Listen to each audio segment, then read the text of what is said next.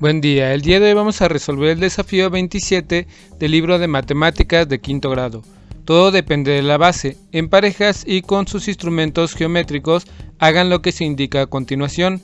Lidia dice que tiene un triángulo cualquiera, según el lado que se elija como base. Se puede trazar la altura, por ejemplo, ella trazó la altura H1, considerando como base el lado B del siguiente triángulo escaleno.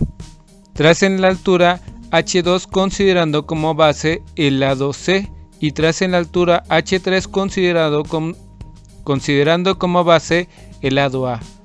En este ejercicio vas a obtener las tres alturas de un triángulo escaleno, el que tiene sus tres lados diferentes.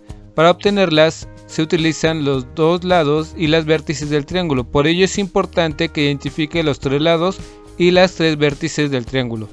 Los vértices son las puntas del triángulo, es decir, donde se forman los ángulos con la unión intersección de sus dos lados. Se identifican con las letras mayúsculas A, B y C. Fíjate cómo cada lado opuesto a un vértice se identifica con la misma letra del vértice, pero minúscula. Esto es muy importante para la actividad que vas a realizar, es decir, para obtener las alturas del triángulo. En el ejercicio te presentan un triángulo que solo indican los lados. Ahora que ya identificaste las vértices y lados opuestos, vamos a obtener las alturas. Recuerda que la altura es la perpendicular trazada desde un vértice al lado opuesto de su prolongación en una extensión de lado.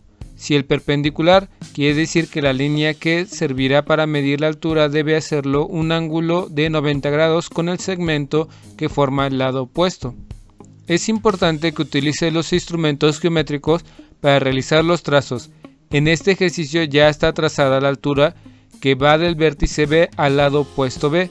Es un ejemplo en el que la altura queda marcada en la prolongación del lado opuesto, la línea punteada, que ya no hace contacto con el lado.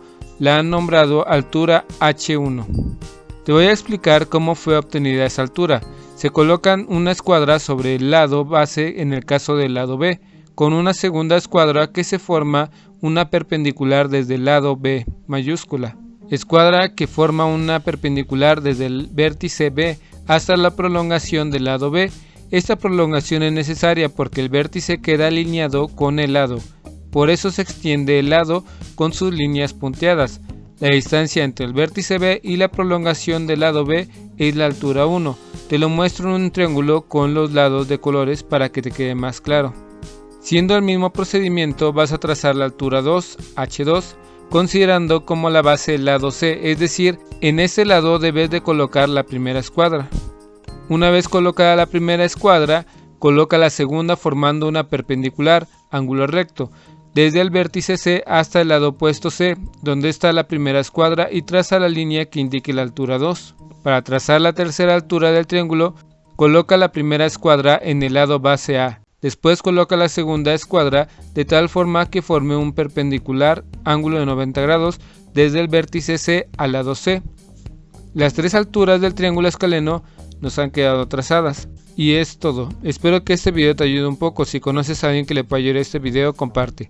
Dale like y suscríbete. Saludos.